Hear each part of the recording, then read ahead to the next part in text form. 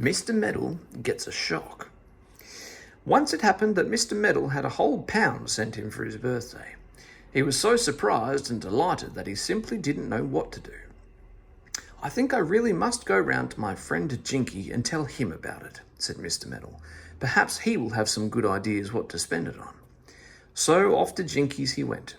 He showed him the pound note and told him that it was worth 20 whole shillings.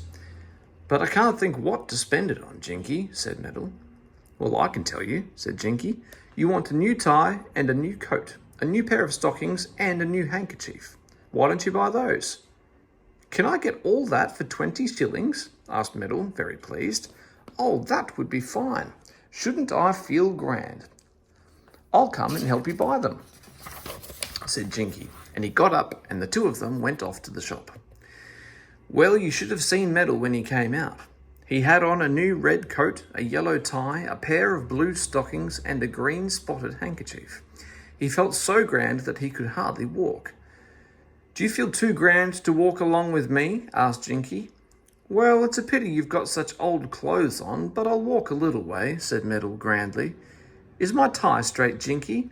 Does my handkerchief show enough? Are my stockings pulled up straight? Dear me, I wish I could meet the king today. I guess he'd wonder who I was." Meddle walked along the road, his nose in the air, stepping out in a very important manner. Jinky ran beside him, wishing that he too had some new clothes. "If I met the king, I would bow like this," said Meddle, bowing very suddenly, just as an old lady was passing. She looked very startled. "And I would hold out my hand like this and say, 'How do you do, your majesty? It is a pleasure to meet you.'" The old lady scuffled away, thinking that Meddle must be quite mad. Meddle walked along again, talking. "And then the king would say to me, 'Ah, how do you do, Meddle? How grand you are looking today. Wherever do you buy such beautiful clothes?'"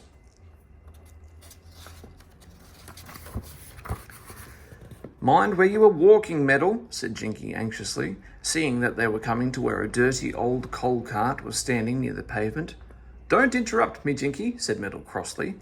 "As I was saying, the king would want to know where I got such fine clothes, and I would say, 'Your Majesty, come with me, and I will buy you a handkerchief just like mine.'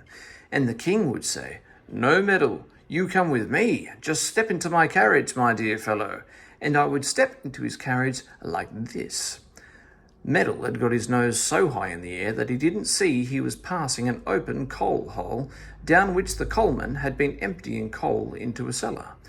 He stepped right into the hole and fell down into black darkness.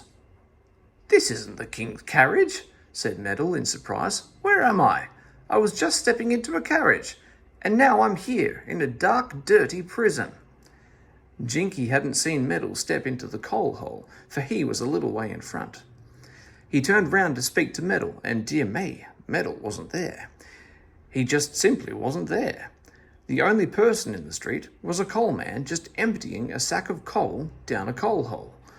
"Good gracious," said Jinky, most surprised. "Where has Meddle gone? He has simply vanished into thin air. What a very extraordinary thing." Jinky hurried on to see if by any chance Meddle had got in front of him. And round the corner, what should he meet but the king's carriage with the king himself inside. "Look at that now," said Jinky, astonished. "The king and his carriage." Meddle wanted to meet them, and now is his chance. "Meddle, Meddle, where are you? Here's the king." Meddle was down the coal hole, of course, and a sack of coal had just been emptied onto his surprised head. He was covered in coal dust from head to foot. Poor old Meddle. When the coal came tumbling down, Meddle was very angry. "Stop it!" he cried. "Stop throwing stones at me. Who is it treating me like this? Wait till I get hold of you." That was the last sack of coal. The coal man went back to his cart with his sack. And at that moment, Jinky came along crying, "Meddle, Meddle, here's the king."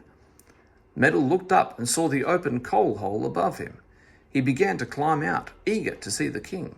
But when Jinky saw a black-faced creature appearing suddenly at his feet, he was full of terror. He turned and fled, shouting, "A black-faced monster! A black-faced monster!" Meddle thought Jinky had gone mad. He climbed out just as the king's carriage came rolling by. Up stepped Meddle and took off his hat. He held out his coal-black hand. "How do you do, your majesty?" he said in a very grand and polite tone.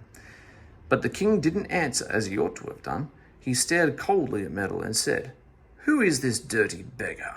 Go home and have a bath, man, and don't dare to appear in the streets like that." And the carriage drove on, leaving Meddle staring after it, puzzled and hurt. He set off home wondering what the matter was. He didn't know he was covered with coal dust. He thought he looked as grand as ever in his new blue coat, tie, handkerchief and stockings. He came to Jinky's house and went in to see what had happened to his friend. But when Jinky opened the door and saw the black-faced creature standing there, he fled away to his kitchen in a fright. "He's after me! He's after me!" squealed poor Jinky. "Who's after you?" called Meddle in astonishment, and he went to see. In the hall was a long mirror, and for the first time Meddle saw himself all black. He didn't know he was looking at himself, and he stared in horror.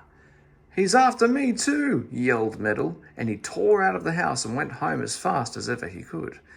And then, when he saw his own face looking at him out of his glass at home, quite black, he knew what had happened. "I fell down a coal hole," groaned Meddle. "I was feeling too high and mighty, and I fell down the coal hole. It served me right. What must the king think of me? Oh dear, oh dear. He'll never, never ask me to ride in his carriage now. Never, never." And Meddle was right. The king certainly never did.